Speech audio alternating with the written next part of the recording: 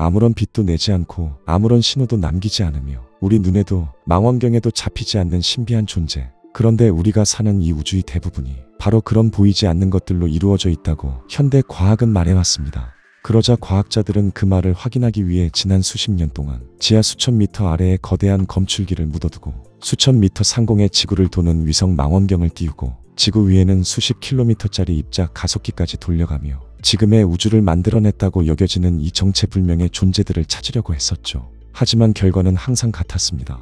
찾아지지 않는다, 보이지 않는다, 존재를 증명할 만한 신호는 발견된 적 없다. 그래서 과학자들은 이 보이지 않는 것들에게 이름부터 붙여주기 시작합니다. 바로 암흑물질과 암흑에너지라고 말이죠. 그렇다면 지금까지 우리가 믿어온 이 암흑물질과 암흑에너지는 정말 존재하는 것이 맞을까요?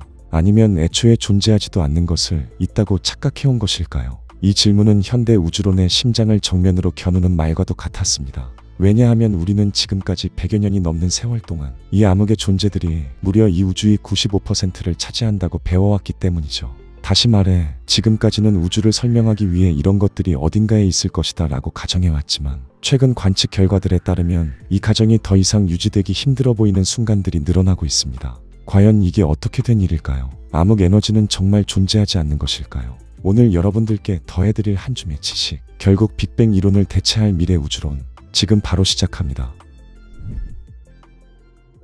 아인슈타인의 상대성 이론을 시작으로 태어난 현재의 우주론은 지난 100여 년의 세월 동안 이렇게 주장해왔습니다. 우리 우주의 대부분은 암흑물질과 암흑에너지로 이루어져 있고 우리가 실제로 관측할 수 있는 별과 은하 같은 것들은 고작 5%에 불과하다고 말이죠. 솔직히 이 이야기가 그렇게 와닿지는 않습니다. 과학이 만들어낸 현대판 신화처럼 보이죠. 사실 이 존재들이 과거의 물리 법칙으로는 설명할 수 없는 현상들이 나타나자 그 빈틈을 메우기 위해 도입된 개념인 만큼 어쩌면 이는 당연한 거부감일지도 모릅니다. 본격적으로 암흑의 존재가 대두되기 시작한 것은 은하의 회전 문제 때문이었습니다. 은하가 회전할 때 중심에서 멀리 있는 별일수록 속도는 자연스레 떨어져야 합니다. 태양계에서 멀리 있는 행성들이 느리게 도는 것처럼 은하 중심에서 멀리 떨어진 별들은 중력의 영향을 덜 받으니 말이죠. 하지만 실제 관측은 전혀 다른 모습을 보여주었습니다. 외곽 별들의 속도가 줄어들기는커녕 거의 같은 속도로 회전하고 있었죠. 이는 우리 눈에 보이는 별과 같음만으로는 설명할 수 없는 현상이었습니다. 이 정도 질량이 만들어내는 중력으로는 은하가 이미 진작에 찢겨나갔어야 하니 말이죠. 그래서 과학자들은 이렇게 결론을 내리게 됩니다. 우리 눈에 보이지는 않지만 은하 전체를 감싸고 있는 거대한 질량 덩어리가 하나 있다. 그렇게 암흑물질이라는 개념이 이 세상에 태어나게 되죠. 반면 암흑에너지는 이보다 훨씬 규모가 큰 우주 전체의 팽창 역사를 설명하기 위해 등장한 존재였습니다. 1990년대 말 과학자들은 먼 우주에 있는 타이번 A 초신성을 정밀 관측하고 있었습니다. 그런데 이 초신성들은 과학자들이 계산한 거리보다 훨씬 더 멀리 떨어져 있었죠. 그 소리는 곧 그 별이 우리의 계산보다 훨씬 빠르게 멀어지고 있다는 것으로, 즉 우주의 팽창 속도가 우리의 계산보다 훨씬 빠르다는 것이었습니다. 하지만 이때까지의 상식에 의하면 우주에 존재하는 수많은 별들이 만들어낸 중력에 의해 우주의 팽창 속도는 언젠가 감속을 시작해 오랜 시간이 흐르면 오히려 수축을 시작해야 했죠. 결국 과학자들은 이 우주 전체를 바깥으로 밀어내는 보이지 않는 어떤 에너지가 존재한다는 결론을 내리게 됩니다. 그 존재에게 붙여진 이름이 바로 암흑에너지였죠. 이렇게 암흑물질과 암흑에너지를 도입함으로써 현대 우주론은 간신히 여러 모순을 설명할 수 있었습니다. 적어도 지난 30년 동안은 말이죠. 하지만 지난 11월 16일 연세대학교의 이영욱 교수팀은 암흑에너지가 등장하게 되었던 초신성 연구 자체에 근본적인 문제가 있을 수 있다는 분석을 내놓게 됩니다. 이제껏 우리는 초신성을 관측할 때 거의 항상 같은 밝기를 낸다는 전제 위에서 별의 거리를 계산했습니다. 밝기가 항상 같은 이어둡게 보이면 멀고 밝게 보이면 가깝다고 본 것이죠. 하지만 연구팀이 300개가 넘는 은하의 초신성을 정밀 분석해보자 초신성의 밝기가 모항성의 나이에 따라 달라진다는 아주 중요한 사실을 밝혀내게 됩니다. 다시 말해 실제 밝기가 이렇게 다르다면 우리는 여지껏 별과의 거리를 잘못 계산해온 것이고, 거리가 잘못 계산되었다면 우주의 팽창 속도 역시 잘못 계산했던 것이죠. 결정적으로 이 우주를 가속 팽창시키기 위해 등장했던 암흑에너지가 굳이 필요해지지 않은 상황에 도달하고야 만 것이었습니다. 물론 이 연구가 암흑에너지의 존재를 부정하는 것은 아니었는데요. 하지만 분명한 사실은 현대 우주론의 핵심 전제가 흔들리기 시작했다는 것이었죠. 그에 따라 우리는 지금까지 우주를 설명하고 있던 람다 CDM 모형을 대체할 새로운 우주 모델을 고려해야 하는 시점에 도달했다는 뜻이었습니다. 지금까지 우리는 람다 CDM이라 불리는 표준 모형으로 우주를 설명해 왔습니다. 여기서 람다는 암흑 에너지를, CDM은 차가운 암흑 물질을 의미하고 있죠. 그만큼 이 두 존재가 이 우주를 설명하는 데 결정적인 존재들이라는 뜻이었습니다. 실제로 이 모델은 지난 수십 년간 우리의 관측 결과들을 정확하게 계산해내며 우주의 비밀을 풀어낼 핵심 모형으로 불려오고 있었죠. 그런데 연세대 연구팀에 의해 암흑 에너지가 예상보다 적을 가능성이 제시되자 과학자들은 이를 바탕으로 새로운 해석을 꺼내들기 시작합니다. 지금껏 우리가 가정해온 것처럼 암흑 에너지가 항상 일정한 것이 아니라 암흑 에너지를 비롯한 우주의 상수가 시간에 따라 변화한다는 변동상수 우주론이었죠. 지금까지 우리는 물리 법칙이 시공간과 상관없이 항상 동일하게 작용한다고 배워왔습니다. 하지만 변동상수 우주론은 바로 이 지점에서 한 가지 질문을 던지는데요. 과연 정말 그 값들이 우주의 역사 동안 한 번도 변하지 않았을까요? 우주가 아주 젊었을 때는 지금보다 광속이 더 빨랐을 수도 있고 중력은 지금보다 더 약했을 수도 있지 않을까요? 즉 변동상수 우주론은 우주의 물리 법칙 그 자체가 시간에 따라 혹은 공간에 따라 변했을 가능성을 제시합니다. 만약 우리가 일정하다 생각했던 우주의 상수들이 상황에 따라 변화했다면 억지로 암흑 에너지를 도입해야만 설명이 되었던 모든 현상들을 상수가 변했다는 아주 간단한 설정으로 설명할 수 있게 되는 것이었죠. 다시 말해 이 우주의 95%나 차지한다는 정체를 알 수 없는 물질들을 도입할 필요가 없어지는 겁니다. 하지만 안타깝게도 아직까지 변동상수 우주론 역시 한계는 명확했습니다.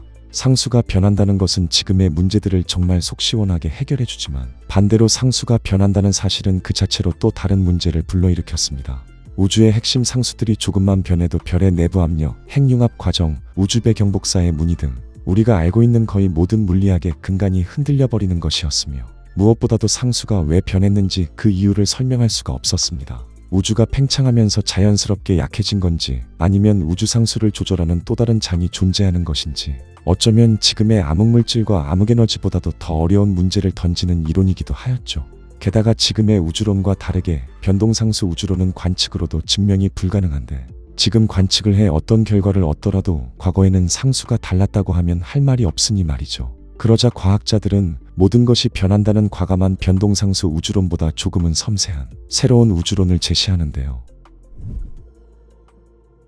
아인슈타인의 일반 상대성 이론은 강한 중력 환경에서는 거의 완벽에 가깝게 작동합니다. 블랙홀 주변, 중성자별 근처처럼 극한의 중력이 작용하는 영역에서는 지금까지 단 한 번도 오류가 검출된 적이 없었죠. 하지만 우주는 대부분 이런 극한이 아니라는 것이었습니다. 오히려 우주의 대부분은 말도 안 되게 약한 중력이 지배하는 거대한 진공이었죠. 그러자 과학자들은 이러한 의문을 품기 시작합니다. 약한 중력 환경에서는 중력 법칙이 우리가 아는 것과 다르게 작동하는 것이 아닐까 하고 말이죠. 그렇게 상황에 따라 중력을 수정해야 할 수도 있다는 수정중력 이론이 탄생하게 됩니다. 그중 가장 대표적인 모델인 수정뉴턴 역학은 놀라울 정도로 단순한 가정을 제시하는데요. 중력이 약해지는 구간에서는 중력의 세기가 우리가 예상하는 것보다 더 강해질 수 있다. 놀랍게도 이 단순한 가정 하나가 억지로 암흑의 존재들을 넣어야만 설명이 되었던 현상들을 효과적으로 설명해냅니다.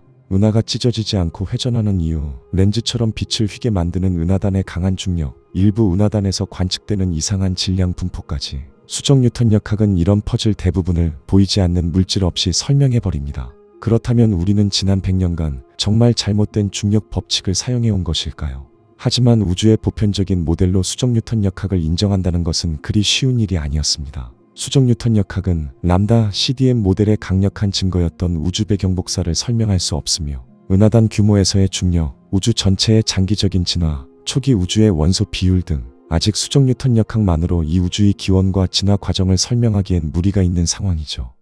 최근 연세대 연구팀의 발견으로 엄청난 풍파를 맞이한 현대 우주론. 우리는 지금까지 눈에 보이지도 않고 정체도 알 수 없지만 이 암흑의 존재들이라면 우주의 모든 것을 설명할 수 있을 것이라 믿어왔습니다. 하지만 최근의 여러 관측들은 이 믿음의 기초를 하나씩 지워내고 있죠. 암흑의 존재들은 사실 없거나 우리의 생각보다 훨씬 약할 수도 있었습니다. 이 말은 곧 우리는 지금까지 100년이 넘는 세월 동안 쌓아 올렸던 현대 과학이 틀린 곳이 없는지 처음부터 끝까지 다시 계산해봐야 하는 시대에 들어섰다는 뜻이었죠.